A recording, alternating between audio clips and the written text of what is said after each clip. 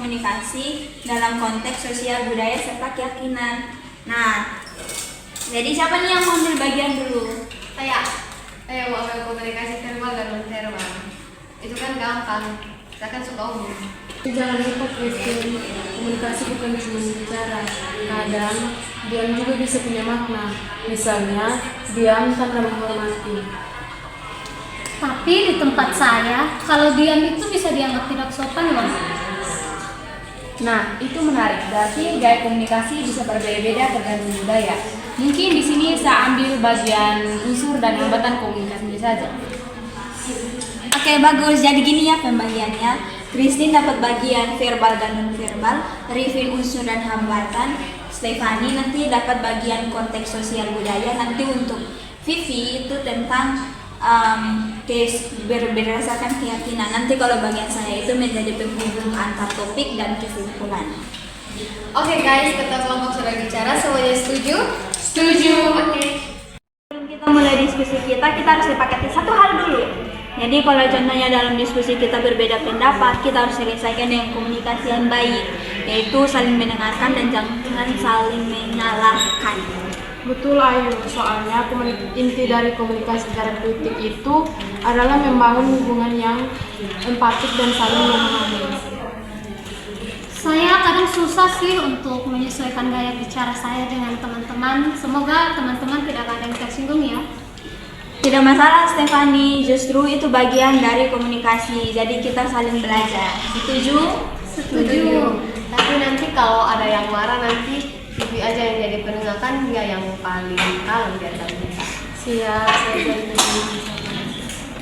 Oke, jadi kamu bagian pertama, kamu kedua, kamu ketiga, kamu keempat. Nanti nih, mana nih yang mau bagian dulu? Rifin, bagianmu tentang nonverbal terlalu sedikit. Coba jelaskan lebih dalam lagi tentang kontak mata dan gestur tubuh dari perspektif budaya lain. Sudah ada di situ. Kalau kamu baca baik-baik, semuanya jelas. Iya, tapi kan tidak ada contoh nyata. Stefani, kok jangan marah-marah, santai, gak ada hati. Saya tersuka dibilang begitu. Saya cuma menjelaskan sesuai teori. Kalau tidak cukup, dia dibilang saya dengan cara yang sopan.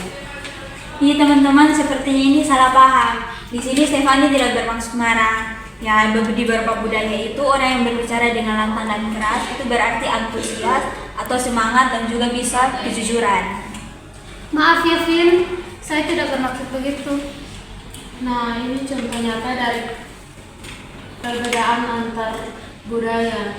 Kadang gaya bicara yang keras bisa dianggap sedang marah, padahal niatnya baik. Kita perlu clarify dulu, menanyakan maksud dari orang lain sebelum kita bereaksi. Benar juga, kadang kan saya suka menilai dari nada suaranya, padahal kan belum tentu yang saya pikirkan sama yang dimaksud dengan orang tersebut. Nah, itu jadi kita sadar dalam komunikasi sosial itu ada perbedaan verbal dan non-verbal. Seperti ketika kita berbicara itu, kadang ketika kita menatap langsung bisa dianggap sopan di suatu budaya tetapi tidak sopan di budaya lain. Ada juga ketika kita berbicara dengan nada yang lantang dan keras, itu bisa berarti marah di sini tetapi antusias di tempat lain. Oke, sekarang saya paham. Saya cuma belum terbiasa dengan nada bicara yang tegas dan cepat. Iya, tidak apa-apa. Justru saya yang harus berbenah diri dengan tempat baru untuk beradaptasi. Itu inti dari komunikasi terapeutik juga, empati dan penerimaan tanpa menghakimi. Kita belajar memahami dulu, bukan bereaksi dulu. Nah, jadi kesimpulan sementara dalam komunikasi lintas budaya itu, dalam komunikasi itu kita memerlukan kesadaran, sensitivitas, dan empati supaya pesan yang kita sampaikan itu tidak melukai perasaan.